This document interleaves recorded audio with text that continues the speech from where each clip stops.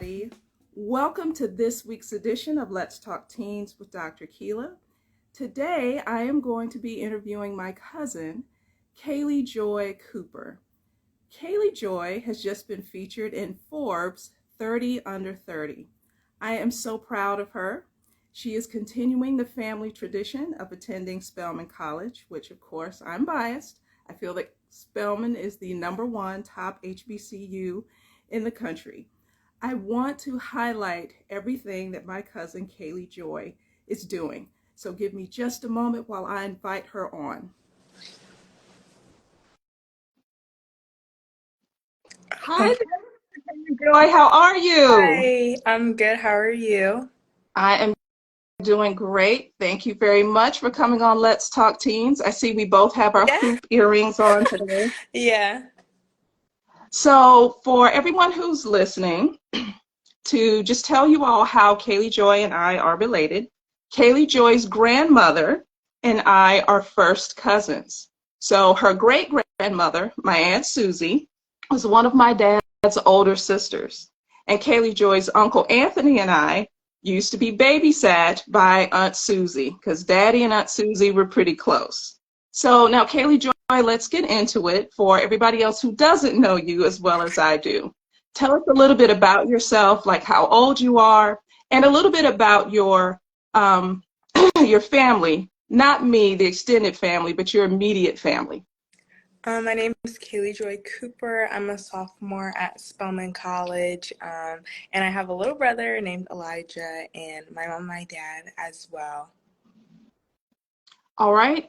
Now, Kayli, you're interested in documentary filmmaking, right? So how Yes. did you get interested in that? Yeah, so I would say I kind of fell into filmmaking a little bit. When I was younger, like my passions were a little bit different, but I played club volleyball and school volleyball. And during the off season, my parents ended up putting my brother and I into a acting studio that was like really close to the house, so I would be doing something. Okay. And I had a good time, and I was like, okay, I like this. And it got a little bit more serious, and I was just introduced to more ideas of and roles of what you could do on set. And so that's kind of when I found out like what a director does, and a little bit further down the line, I found out like what a screenwriter was. And so that's really where my passion lies right now. So like my ultimate career goal is to become a screenwriter and a director. And what I love so much about filmmaking is just that you can feel seen in ways that you can't always say with your words when you're watching a film or you're watching television. And also media is just so powerful. And I think that it's the the core of the way that people interact with each other, because when you haven't interacted with somebody that you see on TV, then you assume that all people like that act that certain way. And so we've seen how that has negatively impacted Black people in particular and Black women. And so like that's part of what I want to do when I'm writing, is kind of reverse a little bit of that. Good. Tell me something. How's your experience at Spelman been so far? Yeah, I love Spelman. So I'm a sophomore, and I started about a month ago this school year. My favorite class right now is Hollywood and Histories, and that is where we learn all about like negative stereotypes about Black people, like how Black people were brought into media, and for what reason, like were they used, and then we watch different movies. That show off the caricatures and have group discussions about them, and the ways that that kind of impacts the way that we see Black people show up in media today. Outside of that, I'm also taking like math and Spanish. So I'm taking the whole range of classes because Spelman is liberal arts. So I think that's a good thing about Spelman, is I've just been able to be introduced to so many different things. Like last year, I took a political science class, which is not something that I probably will continue, but I learned a lot about the government, and I feel better prepared as I'm walking into my adult years. Now, you started a nonprofit, GirlWell. What inspired you to do that? So I started my nonprofit, GirlWell, when I was going into my junior year in high school. And really, like, that was during the height of the pandemic, and I had just seen so much about self-care. And truthfully, like, I could not describe self-care for you then. Like, what did it actually mean? Like, how is it more than just a buzzword? And so for me, I kind of started to find it in myself, which is like taking care of myself, letting myself take naps, finding ways to relieve my stress. And that's really what helped me get through the pandemic. But I realized that some of the things I had access to in the ways that other people were describing it online was not accessible for everyone. And so I wanted to do something about that. And that's kind of how I came up with the idea of GirlWell. And we create and distribute self-care kits for under-sheltered teenage girls. But we also empower other girls to practice self-care and also to give back to their communities through practicing self-care. I've been having local packing parties. So girls will reach out to me and request to pack kits for their community, so they're able to practice radical self-care and do breathing exercises and yoga in some cases, so that as they're packing the kits, they're also filling themselves before they send the kits out and help fill other girls as well. This is awesome. So here we are. We both have a passion for teenage girls, and we're just doing it in different ways. Now, I got selected for Forbes 30 under 30. So tell us about that experience. How did you get selected, and what has that been like? So I was recently put on the Forbes 30 under 30 Atlanta list. This is their first year that they're doing local lists, so I think there are 13 cities, I want to say, that have lists as well. And it was really, I think I'm still feeling it, and I'm still kind of recognizing like what it is and what it means for me. But I was nominated through my school.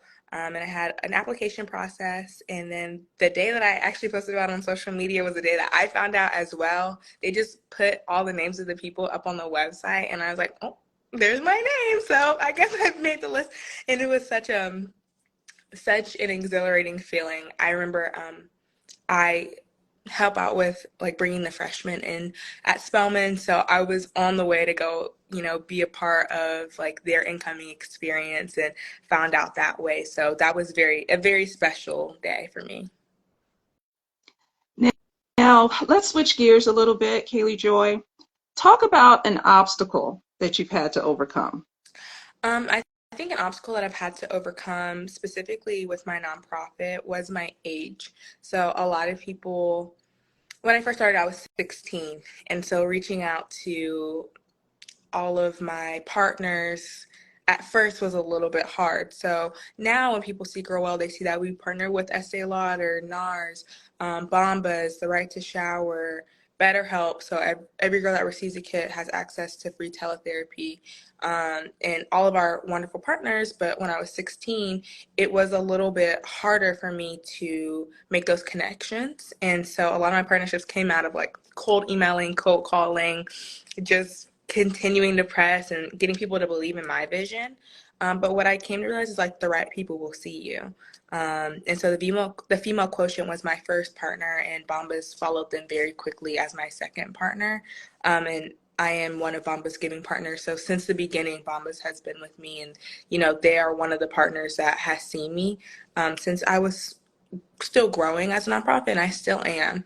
But I was able to kind of translate that into my life, and it's just like, you shouldn't have to force somebody to see who you are and to see your greatness and to see like what you can achieve. Because even without Forbes or any other accolades that I've gotten, like I know like the work that I'm doing is important. And Yeah. so it was a little bit hard, and I would just really want to partner with the brand, and they couldn't latch on to the GirlWell vision. But I am thankful for those lessons and for those, I guess, obstacles, but I don't think I would call that an obstacle, because I just feel like you learn something every time you kind of run into a roadblock in life. Now, how do you balance your academic life, your personal life, and being the leader of a nonprofit? Yeah, so sometimes that can be a little hard. You know, like I said, I'm a sophomore in college, so there's a lot to do. I just came from a club meeting and, I have class during the day. But I feel like my biggest thing, I'm a big Google Calendar girl. So, yeah, I have every single thing down to the minute. I make sure to give myself breaks in the day, and that's really important just to like scroll on my phone or call my mom. I call my parents all the time, talk to my brother. My brother and I constantly are laughing with each other, and that kind of just like fills me up and, is what I need to continue going through the rest of the day. But yes, scheduling is very, very important and working ahead. So if I know I have a big project that's due on Friday, and like my friend is having a birthday dinner on Friday, and I also need to do something for GirlWell by Friday, I just plan earlier in the week to make sure that I'm getting those things done so that when I get to Friday evening, I don't feel overwhelmed by my assignment, social life, and business. So it sounds like you are very organized, and basically scheduling is what keeps you on track. Yes, absolutely. So, Kayli Joy, 10 years from now, where are you going to be? What are you going to be doing? Where do I love this you envision question. yourself?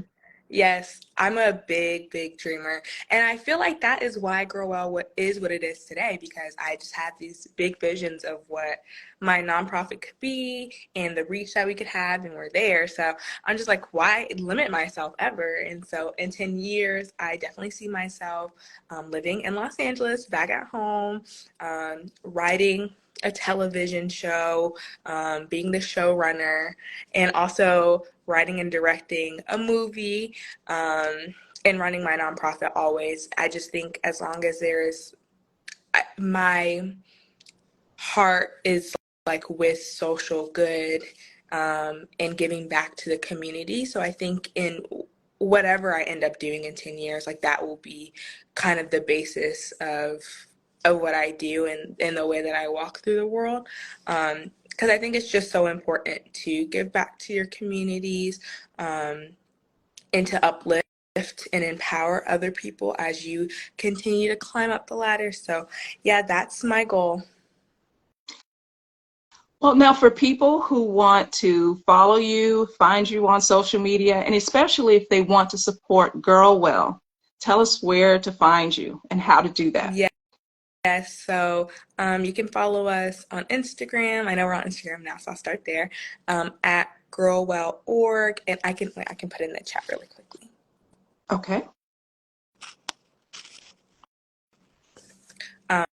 At GirlWell.org, or you can go onto our website, which is GirlWell.org, and that has more information about how you can support us through financial or in-kind donations.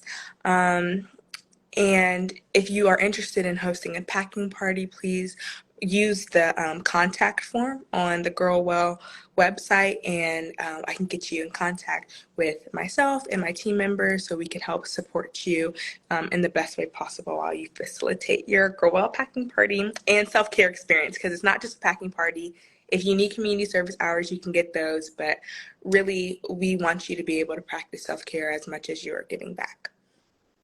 Well, Kayli Joy, I am just so proud of you. This is awesome. So thank you so much for being on